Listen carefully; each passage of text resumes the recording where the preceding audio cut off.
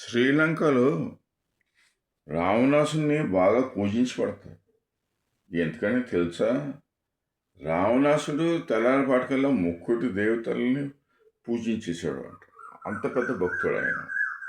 సరే, మేము కూడా మరి బ్రహ్మస్నానం చేసి అదే దేవుడి స్నానం చేసి అది అందుకే మేము కూడా దండం పెట్టుకుంటున్నాం. కాస్త జస్ట్ స్మాల్ డిఫరెన్స్. నేను ఉండేది ఇండియాలో.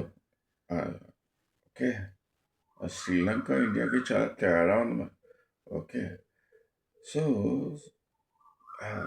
రాజకీయ నాయకులును లాయర్లు చాలా భగవంతుడి దగ్గరికి వెళ్ళి నాకు దొంగ నమస్కారాలు అదే సరేలే, ఓకే, సరే నమస్కారాలు పెట్టేస్తారు. అయ్యా, మేము చేసిన తప్పులు మా పాపాలను మన్నించేయండి అని అంటారు. ఏం చేస్తాం మరి, తప్పదు కదా. ఆ భగవంతుడు ఆయన నిజమైన భక్తుడికి ఏమన్నా సాయం చేస్తాడు, కానీ వీళ్ళకేమో తెలీదు.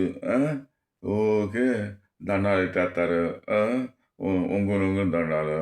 ఓకే, సో భగవంతుడు ఎలా ఎత్తాడు? ఎవరిగా నిజమైన హృదయంలో ఉండాలి. మరి హృదయంలో ఉంటే సర్లేరా, ఈరోజు పాపం బ్రహ్మస్నానం దేవుడి స్నానం చేసేసి సరే మరి పూజిస్తున్నాడు.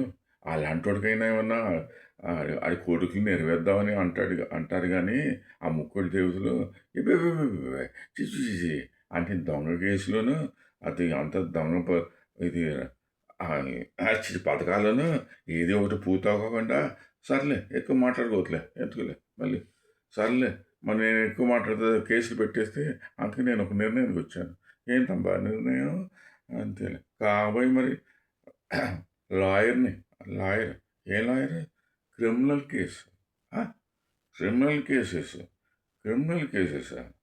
రేపొద్దున ఎవరన్నా మన మీద కేసు వేసాడనుకో, మనం పార్టీ ఇన్ పర్సన్ అని case వాదించుకోవచ్చుకో.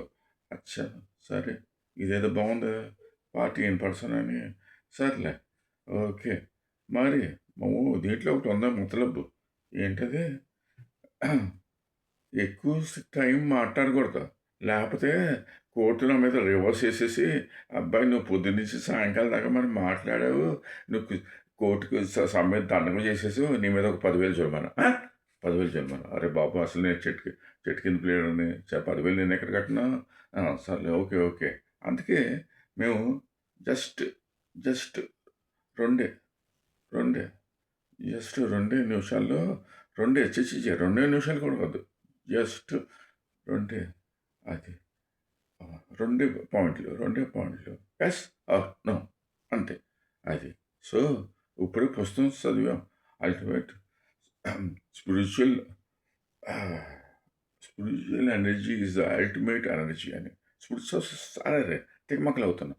Spiritual power is the ultimate power అది. అందుకే మేము కూడా దేవుడి స్నానం చేసేసి బ్రహ్మస్నానం చేసేసి శుభ్రంగా ఆ భగవంతుడు అదే కనపడుతున్నారండి.